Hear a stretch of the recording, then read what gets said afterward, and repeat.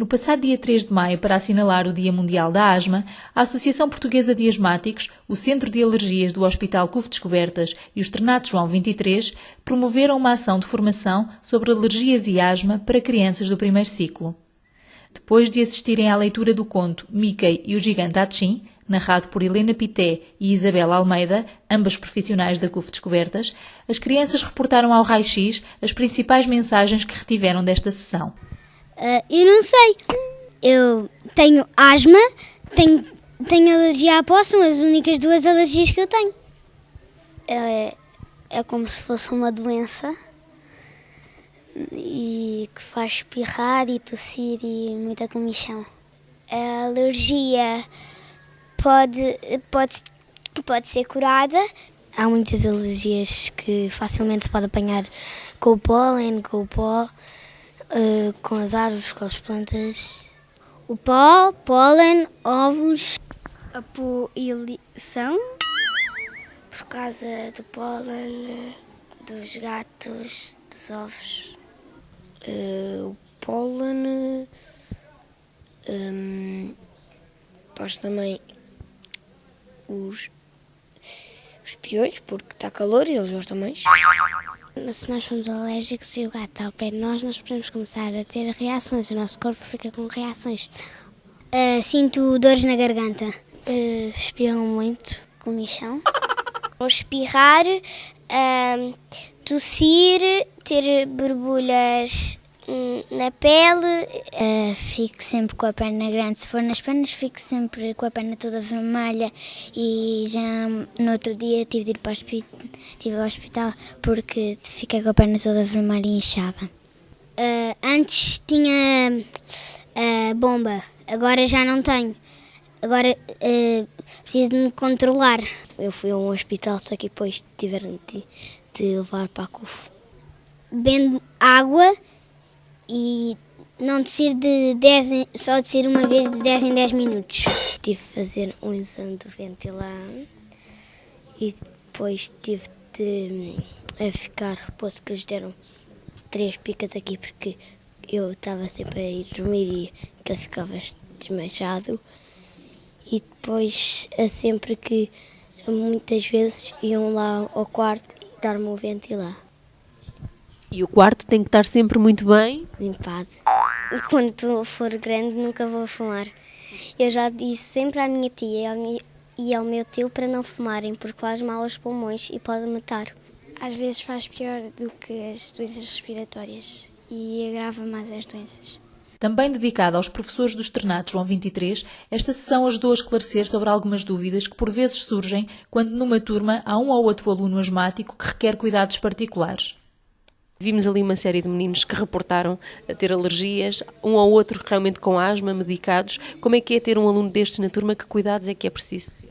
É complicado, até porque nós já tivemos aqui uma criança que assim tinha mesmo graves problemas de asma e entrava mesmo em histerismo dentro da sala quando não conseguia respirar.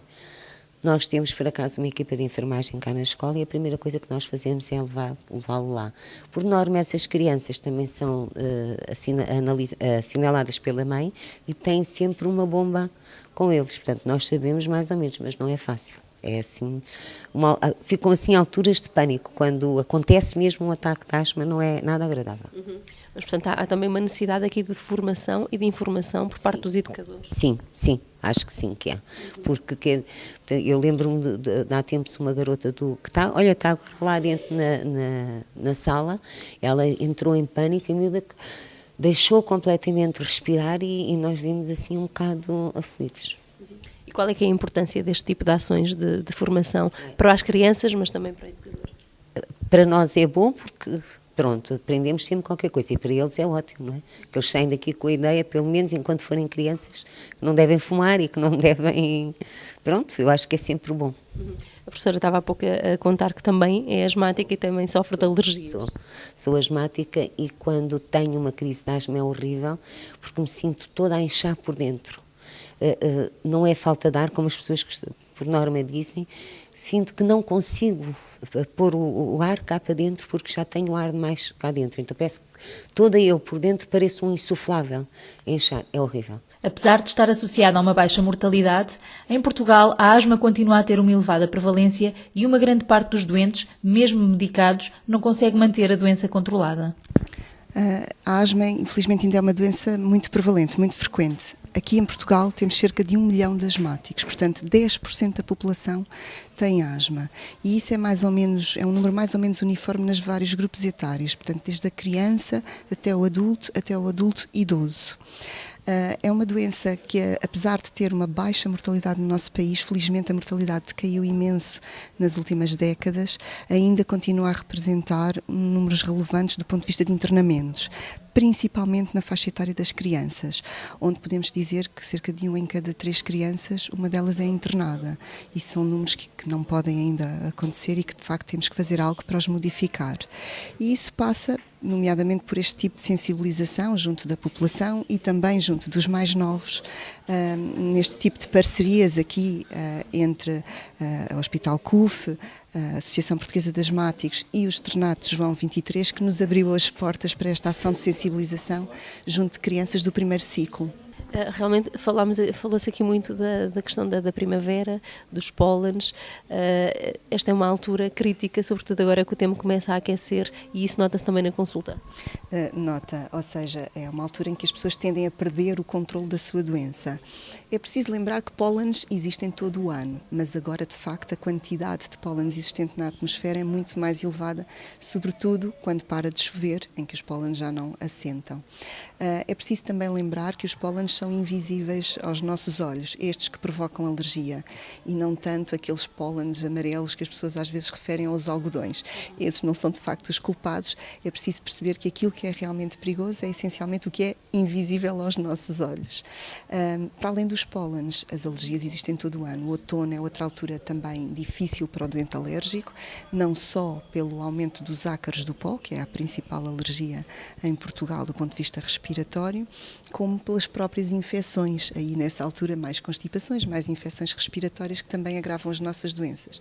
Os dados do relatório da Direção-Geral da Saúde, Portugal, Doenças Respiratórias em Números 2015, apresentados no passado mês de março, revelaram um aumento do consumo da terapêutica de manutenção e uma redução do consumo de fármacos SOS. No entanto, a taxa de mau controle da asma sugere que estes tratamentos podem estar a ser indevidamente utilizados.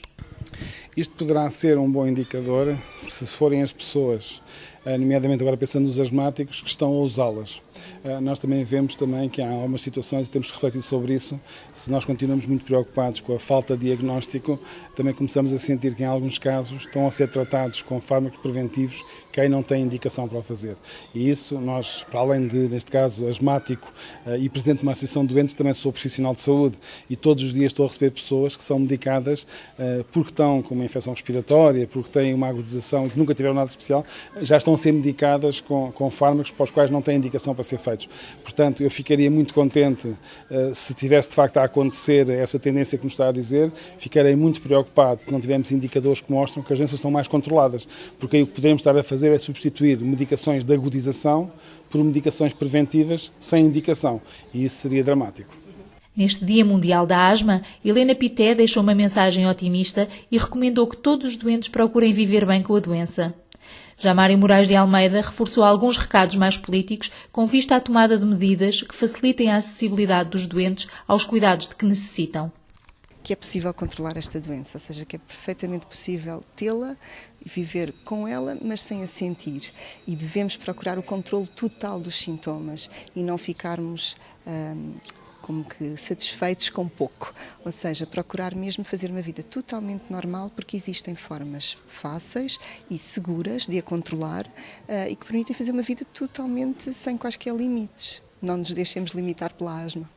Estamos a celebrar o Dia Mundial da Asma, o dia em que nós gostaríamos que todos os asmáticos estivessem controlados, mas estamos também a tentar chegar muito precisamente a esses asmáticos, ou seja, não podemos continuar a dizer que isto é um problema de saúde, não, é um problema dos doentes e os doentes têm que aumentar as suas capacidades, têm que refletir, têm que perceber, eu não posso continuar assim, eu não posso deixar de ir, eu não posso deixar de fazer, eu não posso deixar de dormir bem, de passar bem durante o dia, eu tenho que fazer alguma coisa, tenho que procurar ajuda, e claro, tenho que falar com os profissionais de saúde, tenho que levar para as minhas consultas quais são os meus problemas e não estar só à espera que me digam alguma coisa, alguns conselhos. Não, temos que participar ativamente e é isso que, neste caso, a Associação Portuguesa de Asmáticos é a razão pela qual leva, digamos, esta celebração para a rua, para que os doentes pensem sobre a sua doença, tenham alguma reflexão e depois procurem ajuda dentro dos profissionais, junto dos profissionais de saúde. Claro, também nos interessa muito motivar aqui as autoridades que há situações que nós não podemos continuar a adiar, quer dizer, agora estamos quase a ter agora um aumento da comparticipação das câmaras, para as câmaras de expansão.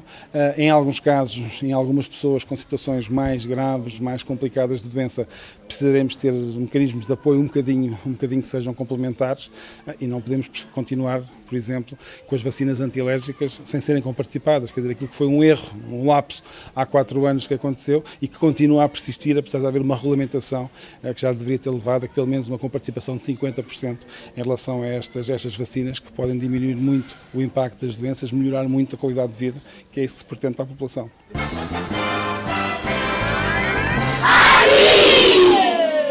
Deus!